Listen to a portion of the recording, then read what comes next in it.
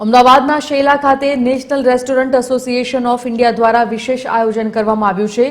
દેશભરમાંથી રેસ્ટોરન્ટ સંચાલકોએ હાજરી આપી હતી અને આ પ્રસંગે નાયબ મુખ્યમંત્રી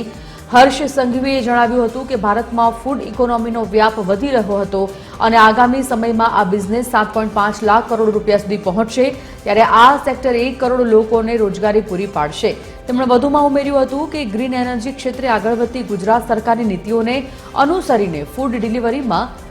ઇલેક્ટ્રિક વાહનોના ઉપયોગથી પાર્ટનર્સનો ખર્ચ ઘટી શકે છે। સાથે તેમણે દેશભરના રેસ્ટોરન્ટ માલિકને ગિફ્ટ સિટી અને સ્ટેચ્યુ ઓફ યુનિટી ખાતે પોતાના વ્યવસાય શરૂ કરવા માટે વિશેષ આહવાન કર્યું હતું।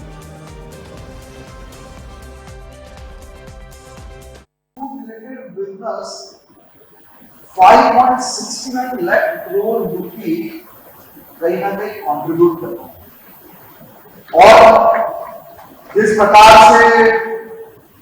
आने वाले दिनों में अनुमानित कर रहे हैं कि ये बिजनेस 7.5 लाख करोड़ तक हो, 7.5 लाख करोड़ तक के बिजनेस के साथ साथ आज करीबन 75 लाख से ज्यादा युवा एवं देशवासी फूड बिजनेस के कारण, फूड इकोनॉमी के कारण, इकोसिस्टम के कारण आज उन्हें रोजगारी मिल रही है, जो